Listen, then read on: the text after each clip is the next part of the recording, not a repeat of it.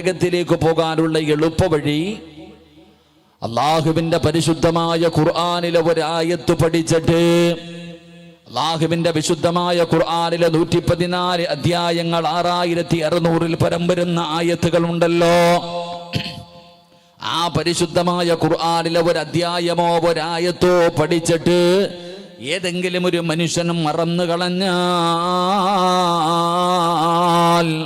അല്ലാഹുവിന്റെ വിശുദ്ധമായ കലാമ് പഠിച്ചിട്ട് മറന്നു കളഞ്ഞാൽ, എന്റെ പ്രിയപ്പെട്ടവരെ, നരകത്തിലേക്ക് പോകാനുള്ള എളുപ്പവഴി ഏതാണെന്ന് ആദരവായ പ്രവാചകൻ നബി മുഹമ്മദ് മുസ്തഫ സല്ലല്ലാഹു അലൈഹി വസല്ലമ തങ്ങൾ അവിടെന്ന് പറഞ്ഞു തരുമ്പോൾ ഈ സദസ്സിൽ നിരന്നിരിക്കുന്ന ആണുങ്ങളും പെണ്ണുങ്ങളും ഒരാൾ പോലും ഒഴിവാകാതെ അല്ലാഹുവിന്റെ പരിശുദ്ധമായ ഖുർആനിലെ ഒരുപാട് സൂറത്തുകൾ പഠിച്ചവരാണ്, ഒരുപാട് അധ്യായങ്ങൾ പഠിച്ചവരാ. എന്റെ പ്രിയപ്പെട്ടവരെ, ഈ പഠിച്ചുപോയ സൂറത്തുകളെല്ലാം നിങ്ങൾക്ക് കാണാതെ അറിയുമോ? എന്റെ പ്രിയപ്പെട്ടവരെ, ആ ഖുർആൻ നമ്മളും ഓതി നോക്കുവാനും അതിന്റെ സ്ഥാനം എന്താണ്, അതിന്റെ മഹത്വം എന്താണ്, എന്റെ പ്രിയപ്പെട്ടവരെ, നമ്മൾ മനസ്സിലാക്കുന്നില്ല, പഠിക്കുന്നില്ല, ഉൾക്കൊള്ളുന്നില്ല.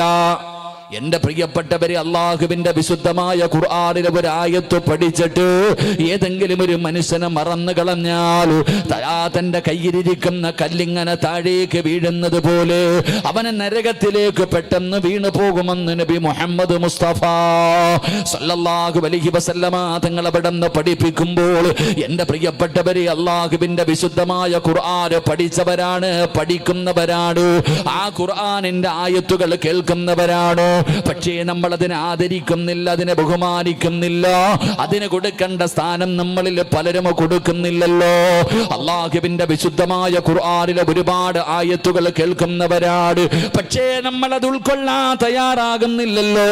എത്രയോ ആയത്തുകളുടെ അർത്ഥമറിയാ, മരണത്തെക്കുറിച്ചും ഖബറിനെ കുറിച്ചും നരകത്തെക്കുറിച്ചും പരലോകത്തെക്കുറിച്ചും അല്ലാഹുവിന്റെ ഭയാനകമായ അദാബുകളെ കുറിച്ച് പരിശുദ്ധമായ ഖുർആൻ എവിടെന്ന് പറഞ്ഞു തരുമ്പോ എന്റെ പ്രിയപ്പെട്ടവരെ, നമ്മൾ എത്ര കേട്ടാലും നമ്മളത് പരിഗണിക്കുന്നില്ലല്ലോ. അല്ലാഹുവിന്റെ ഖുർആനാണ് പറയുന്നതെന്നുള്ള ചിന്തയില്ലല്ലോ. അത് അല്ലാഹുവിന്റെ വിശുദ്ധമായ കലാമാണല്ലോ. ആ പരിശുദ്ധമായ ഖുർആനിന്റെ ആയത്തുകൾ പഠിച്ചിട്ടും കേട്ടിട്ടും പരിഗണിക്കാത്തവർ, അതിനെ അവഗണിക്കുന്നവരുണ്ടല്ലോ. അല്ലാഹുവിന്റെ പരിശുദ്ധമായ ഖുർആൻ വിടന്ന് പറയുകയാ, വഇന്നഹു ലദിക്റുൻ ലക വലിഖൗമിക ഫസൗഫ തസ്അലൂൻ.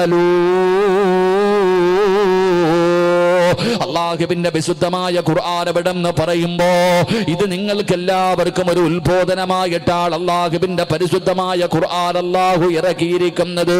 ഇതിനെക്കുറിച്ച് നാളെ പടച്ച റബ്ബ് ചോദിക്കുമെന്ന് പരിശുദ്ധമായ ഖുർആൻ എവിടെന്ന് പറയുമ്പോ അതിനെ പരിഗണിക്കാത്തവരുണ്ടല്ലോ, അതിനെ ബഹുമാനിക്കാത്തവരുണ്ടല്ലോ, പടച്ചവനെ അതിന് സ്ഥാനം കൊടുക്കാത്തവരുണ്ടല്ലോ, അതിന്റെ മുകളിലിരിക്കുന്ന പൊടി പോലെ തുടച്ചു കളയാനും മടി കാണിക്കുന്നവരാ. എന്റെ പ്രിയപ്പെട്ട സഹോദരങ്ങളോട് സഹോദരിമാരോട് അല്ലാഹുവിന്റെ പരിശുദ്ധമായ ഖുർആൻ നിങ്ങൾ കേൾക്കുകയും പഠിക്കുകയും ചെയ്തിട്ട് അതിനെ നിസ്സാരമായി തള്ളിക്കളയുന്ന മുസ്ലിമേ, കളിയാണെന്ന് വിചാരിച്ചോ? ഇതൊക്കെ നിസ്സാരമാണെന്ന് നീ വിചാരിച്ചോ? അല്ലാഹുവിന്റെ പരിശുദ്ധമായ ഖുർആൻ എവിടെന്ന് കേട്ടിട്ട് അതിനെ പരിഗണിക്കാതെ നിസ്സാരമായി തള്ളിക്കളയുന്ന മനുഷ്യ, നിനക്ക് അല്ലാഹു തരുന്ന ശിക്ഷ എന്തെന്നറിയുമോ? ഇത് പഠിച്ചവന് കൊടുക്കുന്ന ശിക്ഷയല്ല, ഇത് മറന്നവന് കൊടുക്കുന്ന ശിക്ഷയല്ല, ഇത് ഓതാത്തവന് കൊടുക്കുന്ന ശിക്ഷയല്ല. അല്ലാഹുവിന്റെ പരിശുദ്ധമായ ഖുർആൻ ഓതുന്നത് കേട്ടിട്ട്, അള്ളാന്റെ വിശുദ്ധമായ ഖുർആൻ അവിടെന്ന് ഓതുന്നത് കേട്ടിട്ട്, അല്ലാഹുവിന്റെ പരിശുദ്ധമായ കലാമ് ഓതിയിട്ട് അവിടെന്ന് അർത്ഥം പറഞ്ഞു തരുന്നത് കേട്ടിട്ട് അതിനെ പരിഗണിക്കാത്തവരുണ്ടല്ലോ, അതിനെ നിസ്സാരമായി തള്ളിക്കളയുന്നവരുണ്ടല്ലോ. അവർക്ക് അല്ലാഹു കൊടുക്കുന്ന ശിക്ഷയെ കുറിച്ച് മഹാനായ നബി മുഹമ്മദ് മുസ്തഫ സല്ലല്ലാഹു അലൈഹി വസല്ലമ തങ്ങൾ പറയുകയാണ്, അല്ലാഹുവിന്റെ വിശുദ്ധമായ ഖുർആൻ ഇങ്ങനെ ഓരോ ആയത്തുകളും ഒരു ചെവിയിലൂടെ കേട്ട് ചെവിയിലൂടെ കളയുന്നവർക്ക് അള്ളാഹു കൊടുക്കുന്ന ശിക്ഷ എന്തെന്നറിയുമോ? അള്ളാഹുവിന്റെ പ്രവാചകൻ അവിടെന്ന് എണ്ണി പറയുകയാ, അള്ളാഹുവിന്റെ പരിശുദ്ധമായ ഖുർആൻ അവിടെന്ന് പറഞ്ഞു തരികയാണ്. അതുകൊണ്ട് ഖുർആൻ നിസാരമല്ല, ആയത്തുകൾ കളിക്കാറുള്ളതല്ല, അത് വെറുതെ പറയുന്നതല്ല.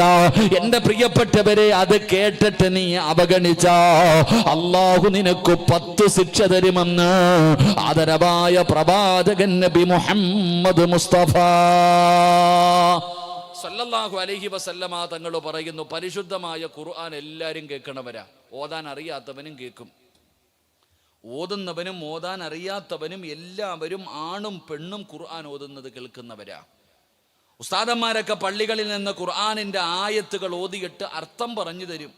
ഇത് വേറെ ആർക്കോ ആണെന്ന് നമ്മൾ വിചാരിച്ചിരിക്കുന്നത്. ഈ അർത്ഥമൊക്കെ പറയുമ്പോൾ ഇത് ഉസ്താദന്മാർക്ക് മാത്രമുള്ളതാണ് എന്ന് കരുതുന്നവരോട് അള്ളാഹുവിൻ്റെ ഖുർആനിന്റെ ആയത്ത് കേട്ടിട്ട് ആരാണോ അവഗണിക്കുന്നത്, ആ അവഗണിക്കുന്നവന്, ആ നിസാരമായ ഖുർആനിന്റെ ആയത്തിനെ തെള്ളിക്കളയുന്നവന് അള്ളാഹു കൊടുക്കുന്ന ശിക്ഷയായി പറയാൻ പോകുന്നത്. അള്ളാഹു നമ്മളെ കാത്തിരക്ഷിക്കുമാറാകട്ടെ. ഉറക്കപ്പുറ അള്ളാഹു കാത്തിരക്ഷിക്കുമാറാകട്ടെ. ഈ ഖുർആൻ പഠിക്കണ മക്കളെ, നിങ്ങൾ വരണ്ട് പോണ്ട കേട്ടോ മക്കളെ. ഞാൻ പറഞ്ഞ പരിശുദ്ധമായ ഖുർആനിലെ ഒരായത്ത് പഠിച്ചിട്ട് മറന്നു പോകുന്നവന് വലിയ ശിക്ഷയുണ്ടെന്ന, നരകത്തിലേക്ക് എളുപ്പം കൊണ്ട് വീട്ടിൽ പോയി പറഞ്ഞേക്കരുത്, ഉമ്മ ഞാൻ പഠിക്കണില്ല എന്നിട്ടാ. അത് വേറെ. അള്ളാൻ്റെ ഖുർആൻ പഠിക്കണമെങ്കിൽ അതിന് ഒരു ഭാഗ്യം വേണം. നിങ്ങളുടെ വീട്ടിലും നിങ്ങളുടെ കുടുംബത്തിലും എത്രയോ കുട്ടികളുണ്ട്. ആ കുട്ടികൾക്കൊന്നും കിട്ടാത്ത ഭാഗ്യമല്ലേ മക്കളെ അല്ല നിങ്ങൾക്ക് തന്നെ. കാലിൽ ഇൽമു നൂറുല്ലാഹി ഹക്കുൻ നൂറുല്ലാഹി ലാ യുഅ്താലി ആസി ഇല്ലേ മക്കളെ? ഇൽമെന്ന് പറയുന്നത് അല്ല ഇഷ്ടപ്പെട്ടവർക്കേ കൊടുക്കൂ. അപ്പം നിങ്ങൾ അല്ല തിരഞ്ഞെടുത്തിട്ടുണ്ട്, നിങ്ങളായിട്ടത് കളയരുത്. അള്ളാഹു ഈമാൻ നൽകുമാറാകട്ടെ. അതല്ലേ നമ്മൾ നോക്കേണ്ടത്. അപ്പം പരിശുദ്ധമായ ഖുർആൻ ഇങ്ങനെ കേൾക്കാറുണ്ടല്ലോ ആങ്ങളെല്ലാവരും. നമ്മളെല്ലാവരും അള്ളാഹുവിൻ്റെ പരിശുദ്ധമായ ഖുർആൻ കേൾക്കാറുണ്ട്.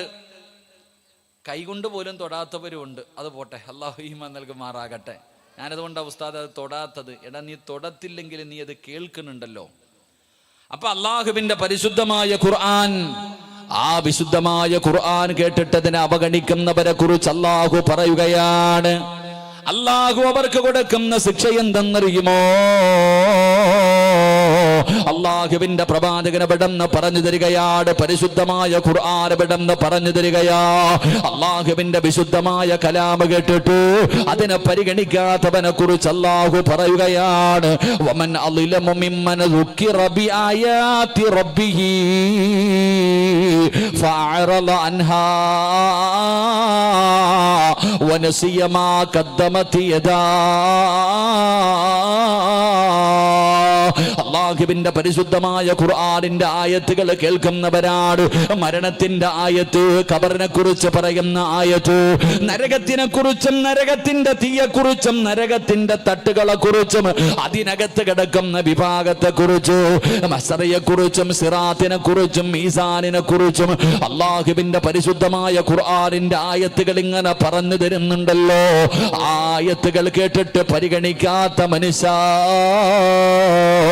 അള്ളാഹു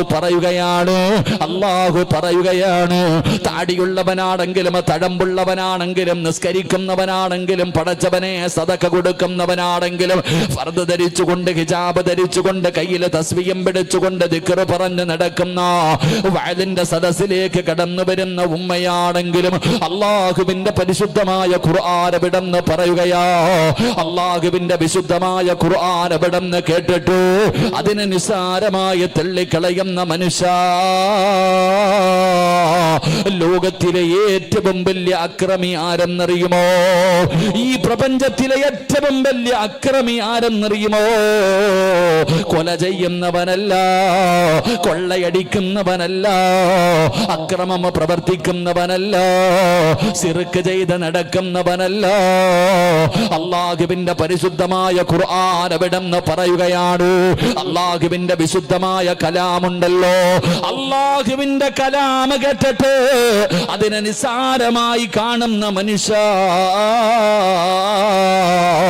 നീയാണടാ ലോകത്തിലെ ഏറ്റവും വലിയ അക്രമിയെന്ന് അള്ളാന്റെ വിശുദ്ധ ഖുർആൻ. അല്ലാഹുവിന്റെ പരിശുദ്ധമായ ഖുർആൻ എവിടെന്ന് പറയുകയാണ്, നീയാടാ ഏറ്റവും വലിയ നന്ദി കെട്ടവൻ, നീയാണ് ഈ ലോകത്തിലെ ഏറ്റവും വലിയ അക്രമി എന്ന് പറയുമ്പോ എന്റെ പ്രിയപ്പെട്ടവർ, അല്ലാഹുവിന്റെ പരിശുദ്ധമായ ഖുർആൻ അതിന്റെ സ്ഥാനം എന്താണ്, അതിന്റെ മഹത്വം എന്താണ്, അതിന്റെ പവിത്രത എന്താണ് നമ്മൾക്ക് നിസാരമാണല്ലോ. നമ്മളിൽ പലരും പരിഗണിക്കാറില്ലല്ലോ. അല്ലാഹുവിന്റെ വിശുദ്ധമായ ഖുർആനിന്റെ മഹത്വം അറിയണമെങ്കിൽ, അതിന്റെ സ്ഥാനം അറിയണമെങ്കിൽ, അതിന്റെ ബഹുമാനം എന്തെന്നറിയണമെങ്കിൽ അല്ലാഹുവിന്റെ വിശുദ്ധമായ ഖുർആൻ പറയുന്നു, ലൗ അൻസൽനാ ഹാദൽ ഖുർആന അലാ ജബലിൽ റഅയ്തഹു ഖാശിഅൻ മുതസദ്ദിയൻ മിൻ ഖശിയത്തില്ലാഹ് വതിൽകൽ അംസാലു നദ്രിബുഹാ. അല്ലാഹുവിന്റെ പരിശുദ്ധമായ ഖുർആൻ നമ്മൾ പരിഗണിക്കാതെ വീടിന്റെ അലമാരിക്കകത്ത് കൂട്ടിക്കിട്ടിരിക്കുന്ന വിശുദ്ധമായ ഖുർആൻ ഉണ്ടല്ലോ, പള്ളിയുടെ ഏതെങ്കിലും ഒരു സെൽഫിനകത്ത് പൊടിയടിച്ചിരിക്കുന്ന ഖുർആൻ ഉണ്ടല്ലോ, ആ ഖുർആൻ എങ്ങാടും അല്ലാഹു സുബ്ഹാനഹു വ തആല ഒരു പർവ്വതത്തിന്റെ മുകൾ തട്ടിലാണ് അല്ലാഹു വിശുദ്ധമായ ഖുർആൻ ഇറക്കിയിരുന്നതെങ്കിലോ റബ്ബേ,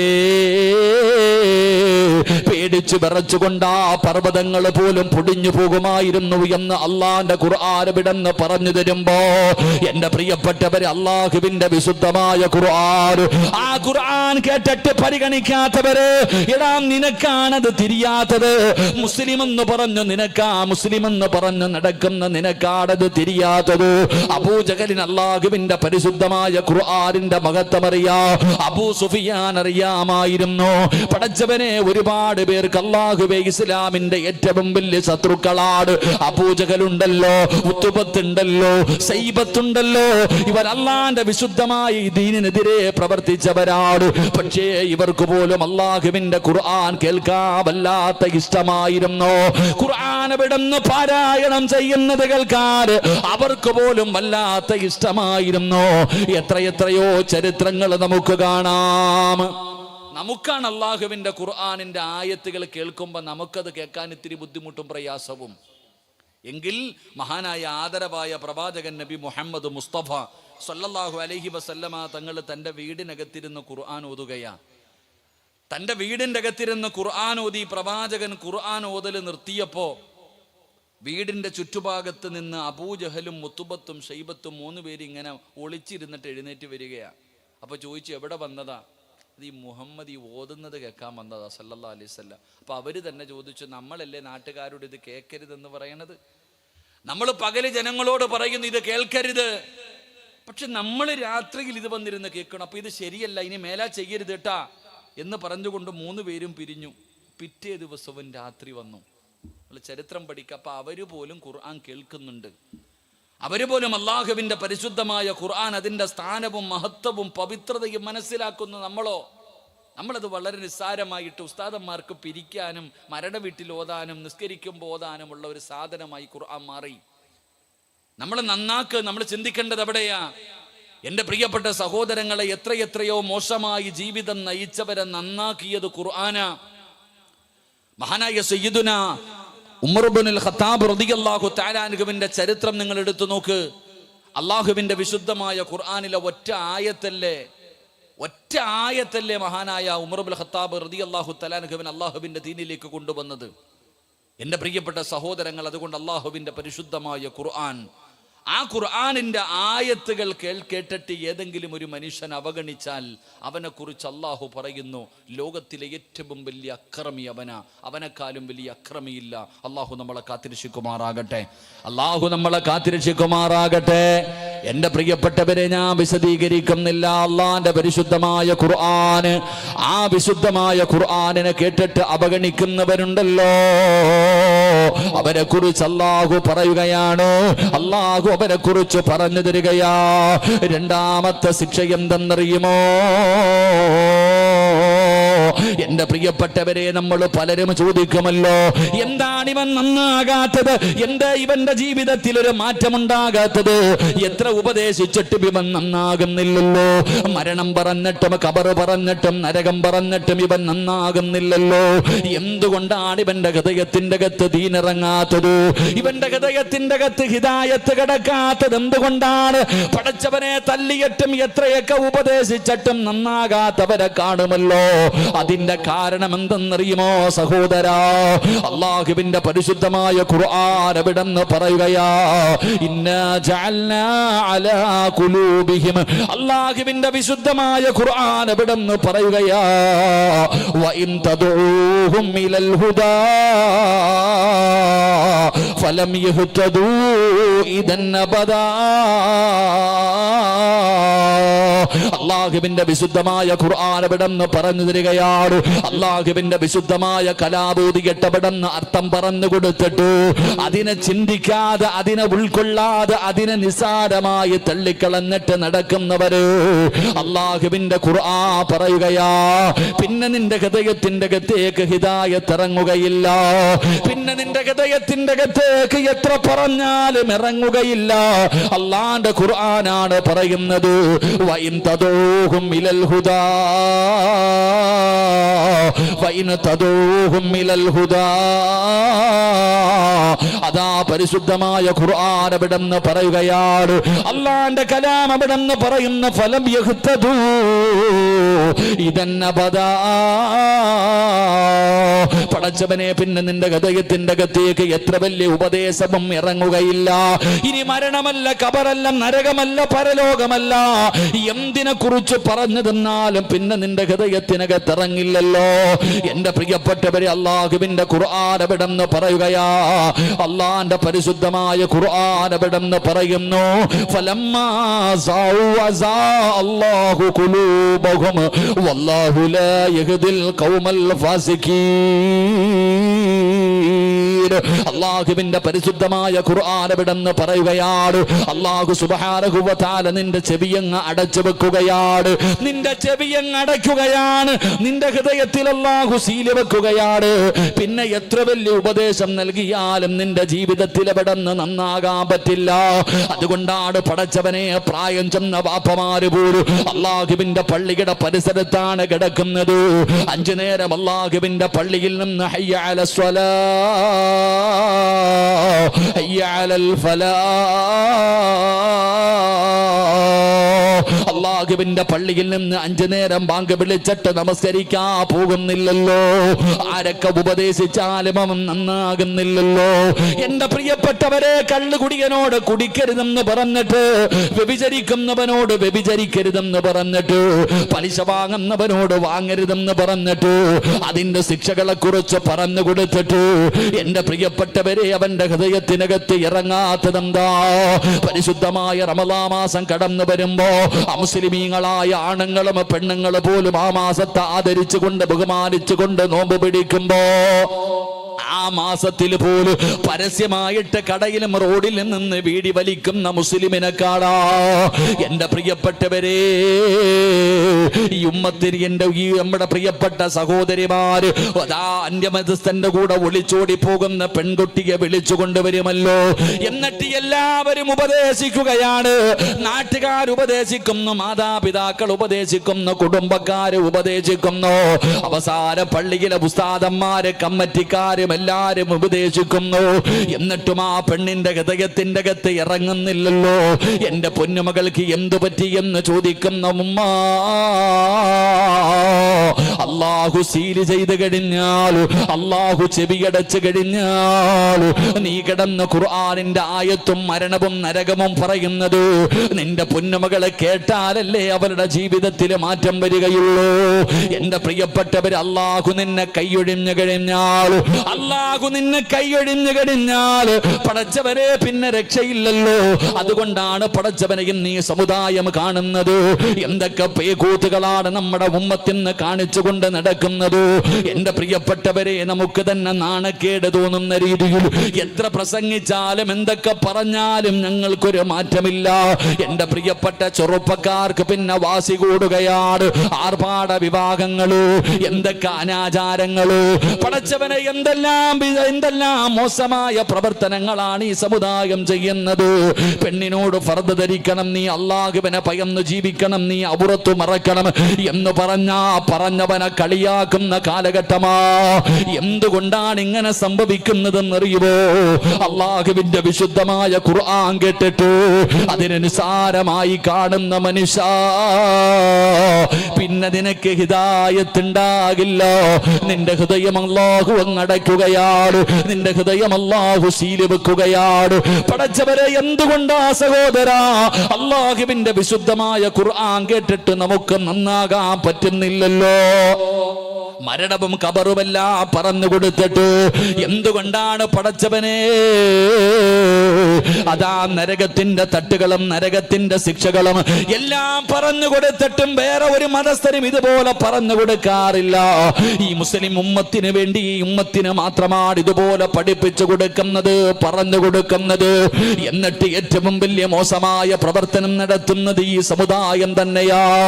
അതുകൊണ്ട് എന്റെ പ്രിയപ്പെട്ടവരോട് പറയുകയാണ്, അല്ലാഹുവിന്റെ പരിശുദ്ധമായ ഖുർആൻ പറയുന്നത് ഉൾക്കൊള്ളാ തയ്യാറാകൂ. എത്രയോ മോശമായ ആൾക്കാർ. പടച്ചവനെ, ഉമർ ഇബ്നുൽ ഖത്താബ് റളിയല്ലാഹു തആല അൻഹുവിന്റെ ചരിത്രം അറിയുമല്ലോ. ഉമർ തങ്ങളെ കുറിച്ച് അയൽവാസി പറഞ്ഞത് എന്തെന്നറിയുമോ? ഉമർ ഇബ്നുൽ ഖത്താബ് റളിയല്ലാഹു തആല അൻഹു അവിടുന്ന് മുസ്ലിമായെന്ന് ജനങ്ങൾ പറഞ്ഞപ്പോ ഒരു മനുഷ്യൻ പറഞ്ഞ മറുപടി എന്തെന്നറിയുമോ? എന്റെ വീടിന്റെ മുന്നിൽ നിൽക്കുന്ന കഴുത മുസ്ലിമായെന്ന് പറഞ്ഞാ ഞാൻ വിശ്വസിക്കും. എന്റെ വീടിന്റെ മുന്നിൽ നിൽക്കുന്ന കഴുത മുസ്ലിമായെന്ന് പറഞ്ഞാ ഞാൻ വിശ്വസിക്കാൻ തയ്യാറാണ്. പക്ഷേ ഖത്താബിന്റെ മകൻ ഉമർ മുസ്ലിമായെന്ന് പറഞ്ഞാ ഞാൻ വിശ്വസിക്കില്ല. കാരണം ഉമറിന്റെ ജീവിതം അങ്ങനെയായിരുന്നു. ആ ഉമർ ഇബ്നുൽ ഖത്താബ് റളിയല്ലാഹു തആല അൻഹു അല്ലാഹുവിന്റെ വിശുദ്ധമായ ഖുർആനിലെ സൂറത്ത് ത്വാഹയുണ്ടല്ലോ, ആ അധ്യായം കേട്ടപ്പോഴാണ് പടച്ചവനെ അതാ ഉമർ തങ്ങളുടെ ഹൃദയത്തിന്റെ അകത്തേക്ക് അതിന്റെ അർത്ഥം ഇങ്ങനെ ഇറങ്ങി ചെല്ലുമ്പോ അല്ലാഹുവിന്റെ ദീനിലേക്ക് കടന്നു വരാനത് കാരണമായെന്ന് ചരിത്രം പറയുമ്പോ, എന്റെ പ്രിയപ്പെട്ടവരെ, എന്തെല്ലാം പറഞ്ഞിട്ടും നിന്റെ ജീവിതത്തിൽ മാറ്റം വരുന്നില്ലോ, നിന്റെ ഹൃദയത്തിന്റെ അകത്തേക്ക് ഇറങ്ങുന്നില്ലോ, നിനക്ക് പേടി വരുന്നില്ലോ. എന്റെ പ്രിയപ്പെട്ടവരെ, അല്ലാഹു നിങ്ങളുടെ ഹൃദയങ്ങൾ സീല് വെക്കുകയാ. അല്ലാഹു നിങ്ങളുടെ ചെവിയങ്ങ് അടയ്ക്കുകയാ. പിന്നെ ഒരിക്കലും നിന്റെ ഹൃദയത്തിന്റെ അകത്ത് ഹിദായത്തിന്റെ വെളിച്ചം വരൂല. പേടിക്കണം സഹോദരാ, പേടിക്കണം പെങ്ങള്. അല്ലാഹു നിന്റെ ഹൃദയത്തിന്റെ അകത്തേക്ക് ഹിദായത്തിന്റെ വെളിച്ചം തരാതെ അടച്ചു കളഞ്ഞ ഖസ്റ ദുനിയാ വല്ലാഖിറ. നിന്റെ ദുനിയാവും നിന്റെ ആഖിറവും നഷ്ടപ്പെട്ടു പോവുകയാ. അതുകൊണ്ട് അല്ലാഹുവിന്റെ പരിശുദ്ധമായ ഖുർആൻ അവിടെന്ന് പറയുകയാണ്, അല്ലാഹുവിന്റെ വിശുദ്ധമായ കലാമ കേട്ടിട്ട് അതിനെ അവഗണിക്കുന്ന മനുഷ്യനുണ്ടല്ലോ, പിന്നെ അവന്റെ ഹൃദയത്തിന്റെ അകത്തേക്ക് അല്ലാഹു ദീനിന്റെ ഹിദായത്തിന്റെ വെളിച്ചം കൊടുക്കൂല. മൂന്നാമതായിട്ട് അവിടെന്ന് പറയുകയാണ്, അല്ലാഹു പറയുകയാണ്, കളിയും തമാശയുമായി ചിരിച്ച് കളിച്ച് ആസ്വദിച്ച് നടക്കുന്നവരുണ്ടല്ലോ. ഉസ്താദേ, ഈ ദുനിയാവിലെ ജീവിതം അടിച്ചു പൊളിക്കാറുള്ളതാണ്, ഇത് ആസ്വദിക്കാനുള്ളതാണ്. നിങ്ങൾ പറയുന്നത് പോലെ ശരീരവും മറച്ച് 5 നേരം നിസ്കരിച്ചു, കള്ളു കുടിക്കാതെ, പെണ്ണ് പിടിക്കാതെ, പലിശ തിന്നാതെ, അടിച്ചു പൊളിക്കാതെ ഇങ്ങനെ നടക്കാൻ ഞങ്ങളെ കൊണ്ട് കഴിയില്ല. ഈ ജീവിതം ആസ്വദിക്കാറുള്ളതാണെന്ന് പറയുന്ന മുസ്ലിമേ,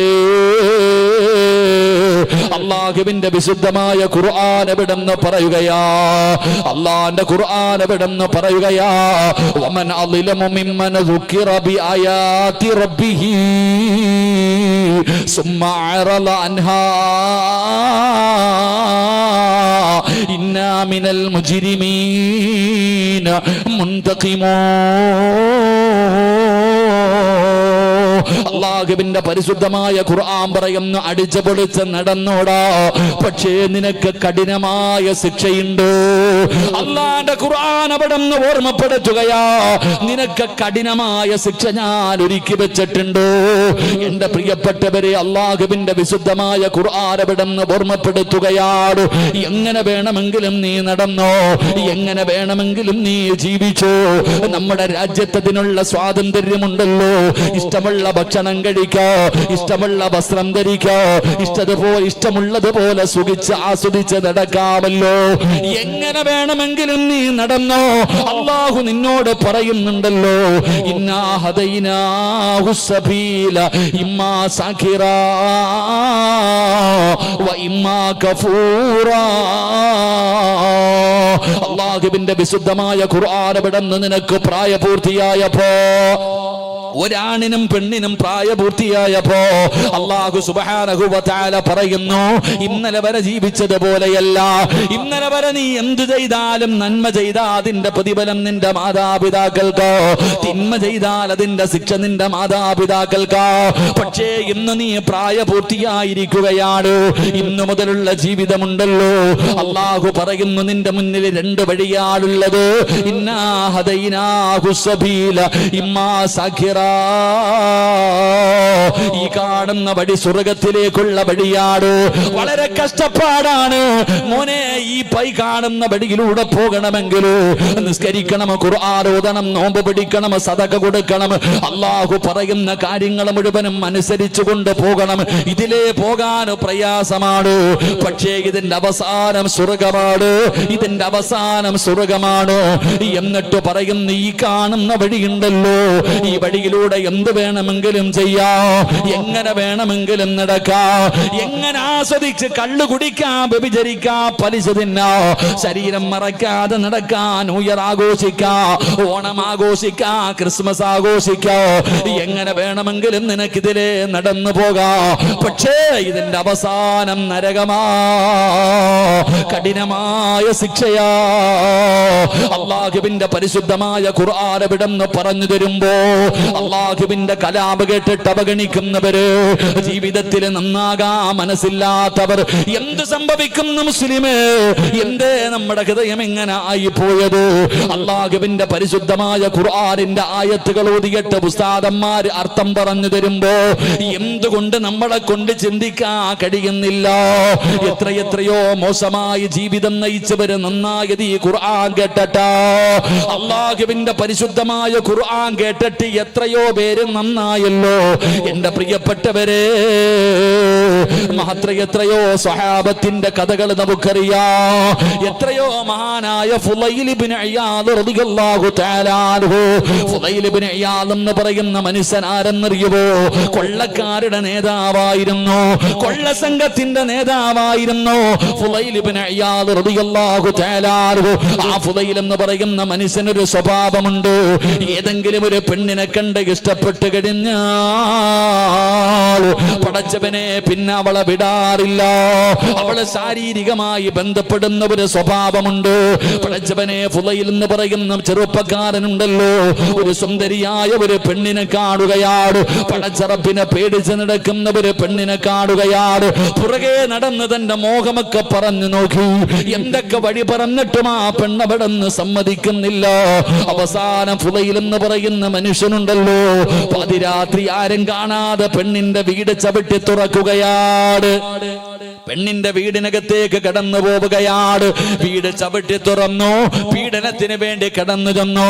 അവസാനം ആ പെണ്ണിനെ എവിടെന്ന് കീഴ്പ്പെടുത്തുകയാണ്. എന്നിട്ട് അവിടെന്ന് ശാരീരികമായി ബന്ധപ്പെടുന്നതിന് വേണ്ടി തയ്യാറെടുക്കുമ്പോ ഫുളൈൽ ഇബ്നു ഇയാദ് റളിയല്ലാഹു തആല അൻഹു അവസാനമാ താൻ ആഗ്രഹിച്ചിരുന്ന പെണ്ണിനെ തന്റെ പരിധിയിൽ കൊണ്ടുവന്നു. ശാരീരികമായി ബന്ധപ്പെടുന്നതിന് വേണ്ടി അവിടെന്ന് തയ്യാറെടുക്കുമ്പോ അടുത്ത വീട്ടിലിരുന്നൊരു ഉമ്മ ഖുർആൻ ഓതുകയാ. അടുത്ത വീട്ടിലിരുന്നിട്ടൊരു ഉമ്മ ഖുർആൻ ഓതുകയാ. ഫുളൈൽ ഇബ്നു ഇയാദ് തങ്ങൾ ഖുർആനിന്റെ ആയത്ത് ഇങ്ങനെ കേൾക്കുകയാണ്. അലം യഅനില്ലദീന ആമനൂ അൻ തഖ്ശഅ ഖുലൂബുഹും ലിദിക്രില്ലാഹ്. അടുത്ത വീട്ടിലിരുന്നിട്ട് ഒരു ഉമ്മ ഖുർആൻ ഓതുന്നത് കേൾക്കുകയാ. എന്തേ നന്നാകാ സമയമായില്ലേ, നന്നാകാ സമയമായില്ലേ?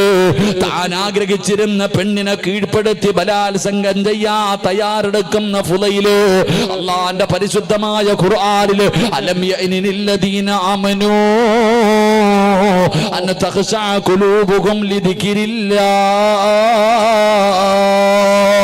ഈ പരിശുദ്ധമായ ആയത്ത് കേട്ടപ്പോ അവിടെന്ന് പൊട്ടിക്കരഞ്ഞുകൊണ്ട് പെണ്ണിന്റെ ശരീരത്തിന്റെ മുന്നിൽ നിന്ന് ഇറങ്ങിപ്പോയെന്ന് ചരിത്രം പറയുമ്പോ എന്റെ പ്രിയപ്പെട്ടവരെ, നമുക്കതുപോലെ ഉൾക്കൊള്ളാൻ കഴിയുന്നില്ലല്ലോ.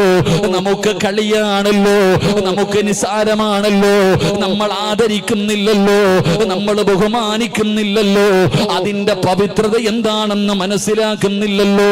എന്റെ പ്രിയപ്പെട്ടവരെ, അള്ളാഹുവിന്റെ പരിശുദ്ധമായ ഖുർആൻ എവിടെന്ന് പറയുകയാ, അള്ളാന്റെ ഖുർആൻ എവിടെന്ന് പറയുന്നു.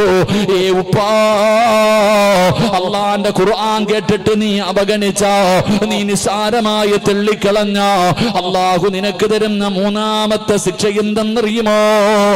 നിനക്ക് കഠിനമായ ശിക്ഷ അള്ളാഹു ഒരുക്കി വെച്ചിട്ടുണ്ട്. നാലാമതായിട്ട് അള്ളാഹുവിന്റെ ഖുർആൻ എവിടെന്ന് പറയുകയാ, നിന്നെ പടച്ച റബ്ബ് ഉപമിക്കുകയാണ്, അള്ളാഹു നിന്നെ ഉപമിക്കുകയാണ്. എന്തിനോട്? ഖുർആൻ കേട്ടിട്ട് അതിനെ നിസാരമായി കളയുന്ന മുസ്ലിമേ, നിന്നെ അള്ളാഹു എന്തിലേക്കാണ് ഉപമിച്ചതെന്നറിയുമോ? ഫമാലഹും അനിത്തദ്കിറതി മുഅ്രിദീൻ കഅന്നഹും ഹുമുറും മുസ്തൻഫിറാ. അള്ളാഹുവിന്റെ വിശുദ്ധമായ ഖുർആൻ കേട്ടിട്ട് അതിനെ ഉൾക്കൊള്ളാത്തവര്, അതിനെ പരിഗണിക്കാത്തവര്, അതിനെ നിസാരമായി കാണുന്നവര്, അള്ളാഹു നിന്നെ ഉപമിക്കുന്നത് കഴുതയോടാണ്. മനുഷ്യ, കഴുതയോടാണ് അള്ളാഹു നിന്നെ ഉപമിക്കുന്നത്. അതാ നമ്മൾ പറയുമല്ലോ, നീ എന്തേടാ കഴുതയെ പോലെ ആയി പോയത്, നിനക്ക് ബുദ്ധിയില്ലല്ലോ, എന്തേ നീ ഇങ്ങനെ ആയി പോയതെന്ന് ഞാനും നിങ്ങളും ചോദിക്കുമല്ലോ. അള്ളാഹു പറയുകയാണ്, പരിശുദ്ധമായ ഖുർആനിന്റെ ആയത്തുകൾ കേട്ടിട്ട് അതിനവഗണിക്കുന്ന മനുഷ്യ, നീ കഴുതയെ പോലെയാ. മസലുഹും കമസലിൽ ഹിമാരി യഹ്മിലു അതിന്റെ മുകളിൽ എന്ത് കയറ്റി വെച്ചു കൊടുത്താലും ചുമക്കാനല്ലാതെ അതിന് വിവരമില്ലല്ലോ, അത് ഉൾക്കൊള്ളുന്നില്ലല്ലോ, അത് തയ്യാറാകുന്നില്ലല്ലോ. അതുകൊണ്ട് അള്ളാഹുവിന്റെ പരിശുദ്ധമായ ഖുർആൻ എവിടെന്ന് പറയുകയാണ്, അള്ളാന്റെ ഖുർആൻ കേട്ടിട്ട് അതിനെ നിസാരമായി തള്ളിക്കളയുന്ന മനുഷ്യ, നാലാമതായിട്ട് അള്ളാഹു നിന്നെ ഉപമിച്ചിരിക്കുന്നത് കഴുതയോടാ. എന്റെ പ്രിയപ്പെട്ടവരെ, അഞ്ചാമത്തെ ശിക്ഷ എന്തെന്നറിയുമോ? അല്ലാഹുവിന്റെ ഖുർആൻ എവിടെന്ന് പറയുകയാ, ഫൈനഅറദൂ, വന്നിരിക്കുന്ന രോഗങ്ങളുണ്ടല്ലോ, ഇന്ന് വരെ പേര് പോലും കേൾക്കാത്ത എന്റെ പ്രിയപ്പെട്ടവരെ, ഒരിക്കലും അറിവ് പോലും ഇല്ലാത്ത രോഗങ്ങളും പരീക്ഷണങ്ങളും നിന്നെ തേടി വരികയാ. എന്റെ പ്രിയപ്പെട്ടവരെ, നമ്മളൊന്ന് ചിന്തിച്ചു നോക്ക്. കൊറോണ എന്ന് പറയുന്ന ഒരു വൈറസ് രോഗം ഇന്ന് വരെ നമുക്ക് കേട്ടറിവില്ലല്ലോ, ഇന്ന് വരെ നമ്മൾ കേട്ടിട്ടില്ലല്ലോ. പടച്ചവനെ, അള്ളാഹുവിന്റെ അദാബ് നമ്മളെ തേടി വന്നിരിക്കുകയാണ്. പടച്ചവനെ, 2 വർഷം തികയാറായല്ലോ, ഒരവസാനം കാണുന്നില്ലല്ലോ. ഓരോ തരംഗങ്ങൾ, ഒരു തരംഗം കഴിഞ്ഞു, 2 കഴിഞ്ഞു, 3 കഴിഞ്ഞു, 4ാമത്തെ തരംഗം വരെ വന്നെന്ന് എന്റെ പ്രിയപ്പെട്ടവരെ പത്രങ്ങളും വാർത്തകളും പറഞ്ഞു തരുമ്പോ അവസാനമില്ലാതെ പടച്ചറപ്പിന്റെ അദാബുകൾ കടന്നു വരികയാണ്. രോഗമില്ലാത്ത, മരുന്നുകളില്ലാത്ത രോഗമാണല്ലോ എന്റെ പ്രിയപ്പെട്ടവരെ. എന്തുകൊണ്ടാണ്? ഉരുൾപൊട്ടലുണ്ടാകുന്നു, വെള്ളപ്പൊക്കമുണ്ടാകുന്നു, കൊടുങ്കാറ്റടിക്കുന്നു. പടച്ചവനെ, ഒന്നിനും ഒരു അവസാനമില്ലാതെ അള്ളാഹുവിന്റെ അദാബുകൾ നമ്മളെ തേടി വരികയാണ്. അതിന്റെ കാരണം എന്തെന്നറിയുമോ? അള്ളാഹുവിന്റെ ഖുർആനിനെ അവഗണിച്ചതിനുള്ള ശിക്ഷയാ.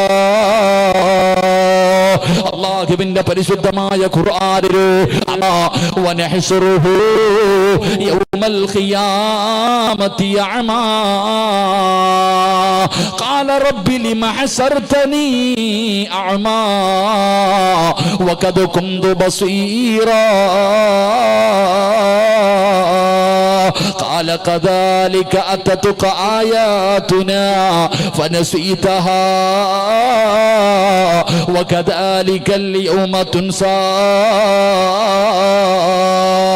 അല്ലാഹുവിന്റെ വിശുദ്ധമായ ഖുർആനിന്റെ ആയത്തുകൾ കേട്ടിട്ട് കാണാത്തവരുണ്ടല്ലോ, കേൾക്കാത്തവരുണ്ടല്ലോ, ചിന്തിക്കാത്തവരുണ്ടല്ലോ, ഉൾക്കൊള്ളാത്തവരുണ്ടല്ലോ.